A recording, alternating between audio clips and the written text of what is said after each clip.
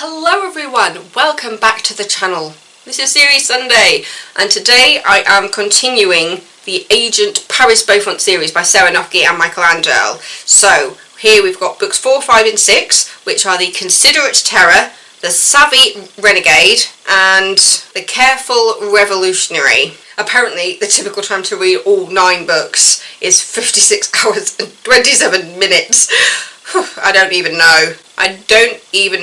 Generally I can do one book across maybe about 2-3 days. These books are slightly longer than the other ones in the series in regard to like Liv and Sophia. I'm still absolutely loving them. So over the past 3 books we have seen Paris look for Sherlock Holmes. She has found Sherlock Holmes because it's in the process of trying to find Subner's brother Subfar. Subnear, Subfar, wherever you are. Yeah, she's looking for the Protector of Wealth because she needs money for the Fairy Godmother Agency. If you are popping in to this video without knowing what the hell I'm talking about, I will say that this is part of an epic book series looking at different members of the Beaufont family. The first series was Liv Beaufont. You start off meeting her when she has given up her magic because her parents died, and then you realise they were killed and she is brought into the magical world that she lives in, reclaiming her magic and working for the House of 7 at that point.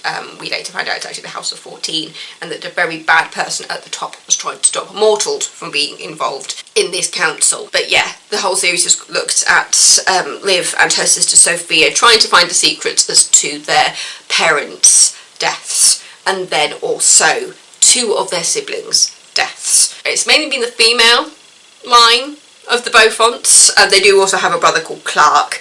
And then after the Sophia series, where Sophia grows up and finds out that she is actually a dragon rider working for the Dragon Elite, it then jumped forward 16 years, and we are looking at Liv's daughter Paris, who is part magician, she is part fairy, she is part demon. She is a very unique person. Basically, she is half magician and fairy because her father was bitten by a demon, giving him demon blood, which would make her a demon upon birth without interference from magic, confirming that basically Liv went to a genie and said, my daughter can't be a demon. And so it was like, okay, well, take out the demon part and replace it with fairy. So she still has demon blood, but she's not actually a demon. That part of her, this was like complete, trying to explain this is absolutely ridiculous. So, we've seen, this is like the second part of Paris, because in the first part we've seen her go through Fairy Godmother College. She was sent there as basically an alternate to going to prison because she had gotten up to a few things that had gotten her into trouble. She was always trying to be the good person, but she just went about it slightly in the wrong way and she got into trouble.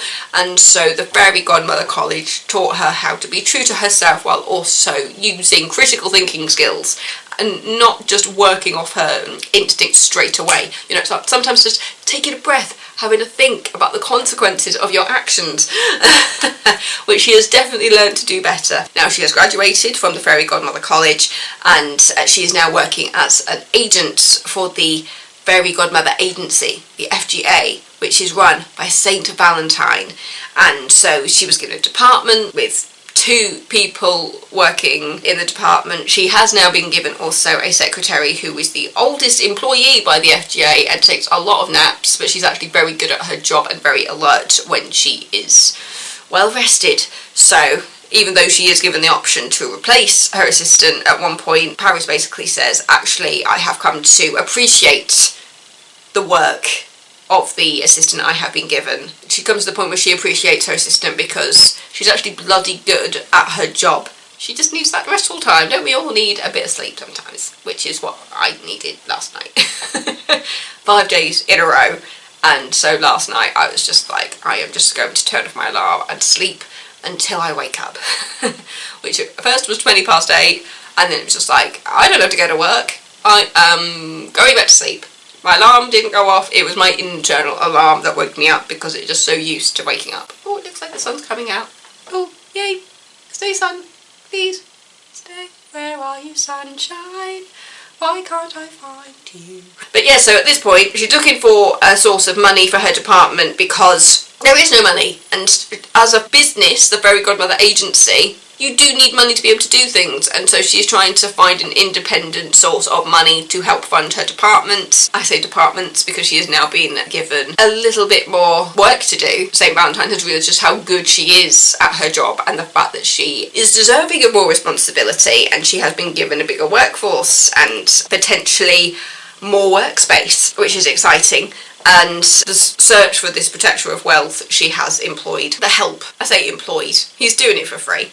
But the fact that Sherlock Holmes has become such a big part of this story now, and seeing Sherlock Holmes working together with Rudolph, King of the Fae, has been one of the great moments of this series. Having two such different people working together and seeing how their strengths and weaknesses work together has been wonderful. Absolutely wonderful. You see Sherlock using his mind properly and like trying to figure out stuff, and then Rudolph doing like the most, it's kind of like work smarter and not work harder. That's basically Rudolph's way of thinking. Work smarter, not harder. Whereas Sherlock is in the work harder and not smarter. So they really balance each other out, those two. Like, it's frustrating, but also wonderful at the same time. It's just the duo that we didn't know we needed, and I absolutely love it. Sarah Noffke, Michael Anderle, you are geniuses. The world you have created. I have completely fallen in love with this series, and it was my dad that found them. It was the same with the Whitehaven Witches. My dad found the books, and was just like, here you go. We have a shared account on Amazon where we can see the books that each other are downloading, and yeah, he just put it on the shared family thing, and yeah, I'm just greatly enjoying it. That has been like the bulk of the past 3 books. Paris and Sherlock and Rudolph, King of the Fae, working together and not together on finding Subfar to get the source of monies. And that's literally where book 6 ends, with them finding Subfar. So we're going to see how that happens and how that works over the next 3 books. Because it's going to take me up to book 9 now. It's 7, 8 and 9 are the next one. So that's going to take me to the end of this series. And then after that there's another Beaufont book, which isn't Paris, it's somebody else. I just love it so much. It is so good, it is so entertaining, it is so funny. The friendship that she has with Faraday, and actually in this past book we have had like a proper mission for Faraday and Paris, like doing things together, like going back in time and things. And I just love seeing the relationship with their parents and seeing how that affects the way that she does things, because in the last book she actually goes on a mission where she has to go back in time to change things that have been, well, to change things back where somebody has actually gone back and changed things so that people don't remember the stories of like Romeo and Juliet. So she has to go back and fix the timeline essentially, and with one of the things that she has to fix, she goes back in time and she helps a couple get together that actually look a lot like her parents. And the second that it said that this queen resembled her mother, it was just like, it's totally obvious at this point that this king is going to resemble her father, because otherwise it would be really weird for her to try and set up a woman who looks exactly like her mother with somebody else. Like, it can only make sense. Her mission is to set up these 2 people who look like her parents, because it puts herself into the story more. I just feel like I'm waffling because I'm actually doing 2 videos back to back right now, because I finished these books while I've been at work, and when I get home from work, because it's like 8 o'clock at night, like there's not enough light for me to do a video that actually has relatively good lighting. I work off the natural daylight. I have no lights on in this room right now, which is probably why my top is blending into my skin. Yay! And why it looks so pale.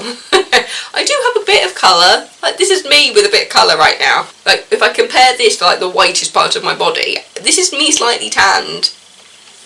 Yeah, I'm so pale I am see-through. I'm completely waffling. I need to go have some lunch and a cup of tea, I think. I'm just really enjoying it. I love just the the partnerships that we've been given. Yeah, so you're just seeing her fixing the love meter and trying to take out the people that don't want love to flourish. It's the best way to put it. And Paris is realising what she needs to do to help fix the business while also providing the service that that business is supposed to provide.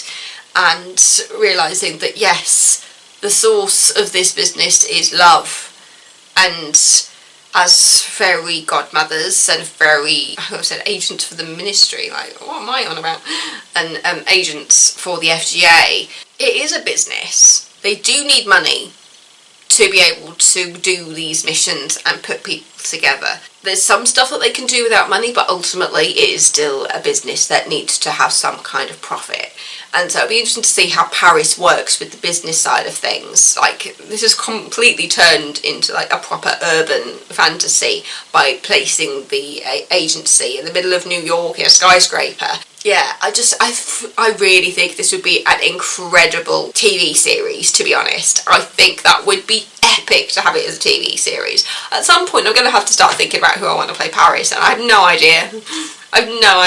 Ultimately, it needs to be somebody blonde and short to match the descriptions. I know it doesn't have to match the descriptions, but to be honest actually though, because even though with the book covers she's thought of as being blonde, the idea of her being like a redhead or even a brunette, because her father is supposed to have dark hair, so actually she could have dark hair to match her father, and actually that would lean into kind of the demon side of things.